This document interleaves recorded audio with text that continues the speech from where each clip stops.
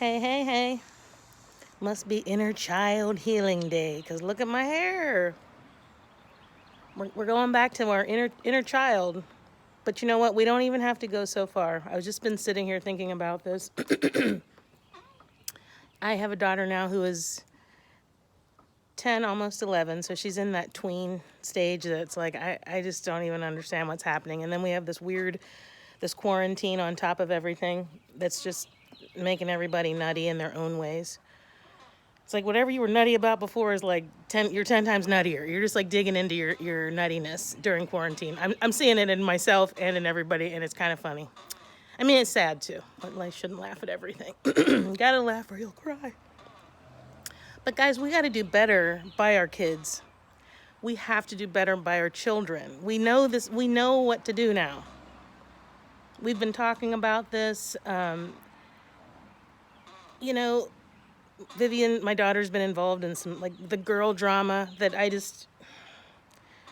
remember this drama as a child. Maybe we had it, but just all that stuff that starts happening with around that age and the behavior that our children take to those situations is what they see us doing. They handle it the same way that they see us doing. So I'm trying to teach my daughter not to be the cause of the drama, not to even get involved in it. Don't let people pull you into it. And that says a lot about the parenting style. And I mean, when I realized that some of my parenting behaviors were really just carry over from what my mom did, which was, of course, the best she can, but like just not being aware of just everything.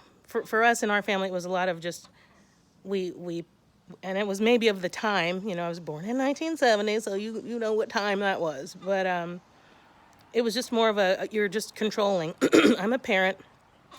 I'm big, you're small, just like that. I forget the name of the movie where it's Danny DeVito. I'm big, you're small. Gosh, it's like one of our favorite movies. Anyway, just because we're bigger doesn't mean we're any more mature than our children. And we can see that just in the behaviors that we see and how we treat each other on social media. It's very childlike. It's very like, you hurt my feelings, I'm going to hurt your feelings too. You call me a name, I'm calling you a name. Or you call me a name and I stomp off or whatever. So you better recognize that your children's behavior is a reflection of you. And I know it's a reflection of me. My daughter has some anger issues right now. We're working on it. I know why. I know when you start to get to the root cause of where this is coming from, and a lot of the causes are coming. Some of it's not even from you. There is some ancestral things. There are behaviors that we pass down. We don't just get our beautiful locks from our ancestors. We get all of our nuttiness too. You know what I'm saying? It's time to recognize that nuttiness. We've normalized the nuttiness so no one sees it. No one sees it. I'm like, can you not see it? And especially during the quarantine, it's like times 25,000. I keep saying everything's amped up times something, but it really is. Whoo! If you're angry about things, you're probably like 10 times angrier. And I would hope anything that you're in a negative state about, you're finding some way during this quarantine to make it better because, again, we're teaching our kids, we're teaching them just by our actions and showing them, here's how I handle a crisis. I freaked the fuck out. I mean, like, we got to stop doing that. That's what I did. That was I'll say our. I'm going to include my husband in this one. A crisis comes and we're like, bah! We just lose our minds. We never learned how to handle crises as children. It was I would say I'll just speak for myself, like a good life, but then there would be these moments of like emotional instability. It wasn't like child abuse or nothing. Well, I mean, maybe people might see it in a certain way of emotional abuse, but then everybody was being emotionally abused, FYI. But yeah, just periods of you just never knew when something might get nutty because we haven't learned how to handle our emotions. And that's evident in my family in the fact that we have people I don't speak to my siblings. We have so many branches of our family that this happens to. And you don't even know why people are arguing after a while. And what does that teach our children? How do we handle stuff? I'm not speaking to you anymore. It's exactly how everybody knows it. I know you guys know this. You got to turn that on yourself and really look at yourself. I did. I was shocked and appalled at when I realized I was doing this. As much as I said, I'm not going to do the things my mother did, I'm going to do everything better. And usually we do a lot better financially. And, I moved out of the hood. I live in a nice house. Make way more money than my parents did. But guess what? You're still teaching them that same stuff. Those same dysfunctional ways, coping mechanisms from the deep-seated, yes, it's not deep-seated. Semantics. Anyway, these deep-seated issues that everyone has. I don't care what you say, and I know I keep talking about it. Abandonment. It's just like the big ones, like abandonment, abuse, in whatever form. It may have been you just got left in a grocery store when you were, not left in the grocery store. Sorry. Lost in the grocery store. We don't abandon our children in grocery stores. Maybe they did in the 70s. No, just kidding. But like when you lose your mom, like it could be something that, how at least as an adult would see it, as very benign. Like you got lost. We found you 5 minutes later. It wasn't a big deal. You stood with the store manager. But a little kid they don't know how to process their emotions. They just don't. And I don't know how you even teach a little kid at that age, because I didn't teach my child the right things in the beginning. So one of the things that I've learned and I'm working on, the minute I realized this, it's just like everything changed. I mean, it didn't change overnight in the behaviors, but everything from my perspective and how I was handling things changed. Because again, I was shocked and appalled. But it wasn't surprising because Vivian, like I was saying, she's angry about a lot of things. So, but she's a good kid. I mean, she's heart of gold. She's like me as a kid. Like when you start to realize your kids are like not just looking like you, but the way they handle things. And then you're like, oh, well, they're handling that way because that's how they see me handling it. But then it also reminds you of your childhood and how you handled things as a kid. And it makes you see that you handle things in a childish way. It's all this like big reflection of yourself. I mean, use that. But then also, I don't mean to say just use your children to fix yourself, which you probably should if you can, but you also want to make sure I'm not saying neglect whatever need is there for your child.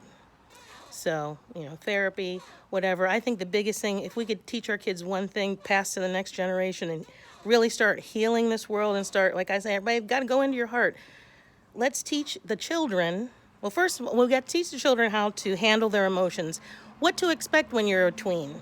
I didn't know. I mean, like you kind of get some basics when you're a kid. Your parents don't know how to say it to you. Half of us, nobody was told anything, and you just. And I mean more than just the birds and the bees and your period and all that stuff, but like what to expect when you go from elementary to middle school. How do people change?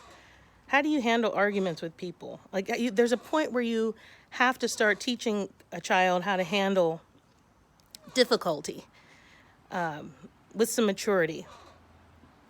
And the problem now is that I just think the whole world is so like dysfunctional at this point that we just accept immature behavior. We accept name calling, blaming, and we justify it.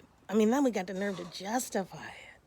I'm like, you don't let your children behave this way, yet you do. But do you guys see what I'm saying? It's a vicious loop. It's a vicious loop.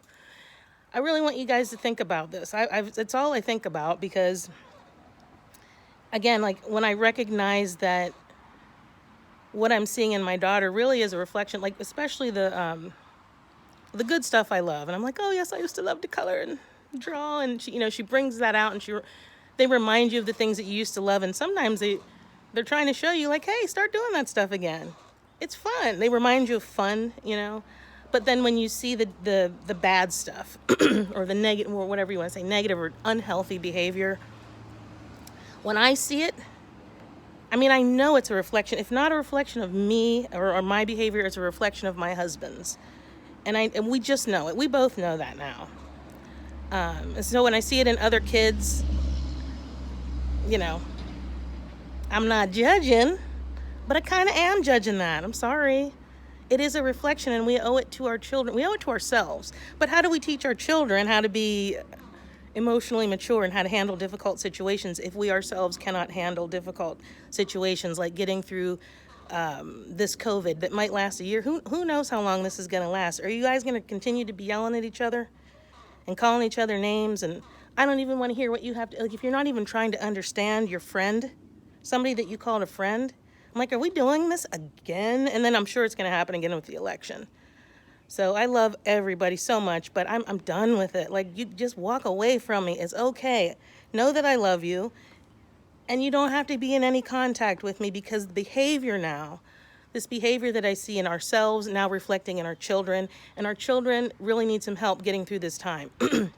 It's a weird time. You got to get yourself together so that you can help them stay together too. Otherwise, we're all going to unravel, which we probably have all started to. I started unraveling many years ago. The fun part is raveling yourself back up. That's what you got to unravel it, then ravel it back up.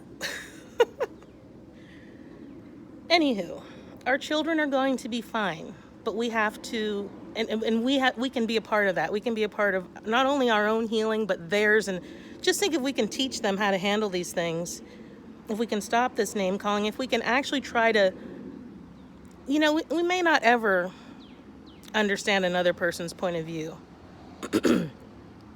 but we can connect with that person in other ways. And when you connect with people in other ways, like, you know what, I don't know you, but wow, my mom died last year too, and we just lost, somebody to cancer. I mean, like, you start finding all these ways that you're connected through pain, and you guys know that creates a connection with people, and it creates empathy, and you're like, it changes hearts. That's what love is. It's that deep connection and that ability to alchemize and, like, literally transmute energetically a situation to love. I mean, come on, people. I'm putting it out there to you. I'm challenging you. Look at your children. Let that be a signal to something. To what are they teaching me? What are they showing me? Are they having trouble? How am I showing them how to deal with this? The therapists are great. There's got to be, but they need to see the parents changing too. You can't tell them something and then act a different way. It just doesn't work. So everyone will be okay if we can just focus on healing ourselves and growing up. The grown-ups need to finally grow up, so we can't just use the excuse of I'm bigger than you. We have to grow up so that we can teach our kids what to expect as they grow up and handle life with a little more maturity, and not being things coming so out of the blue that it traumatizes them. That's probably the big thing that we want to emphasize here. We don't want to not inform our kids about things. You don't want to scare them. You have to find that balance. I don't know what words you say. We each have our own way of communicating with our families. But you don't want to scare them, but you have to inform them in a way that empowers them, that lets them know that, hey, this kind of situation might come up. And a great way to do that is giving them an example from your life. Oh, my kitty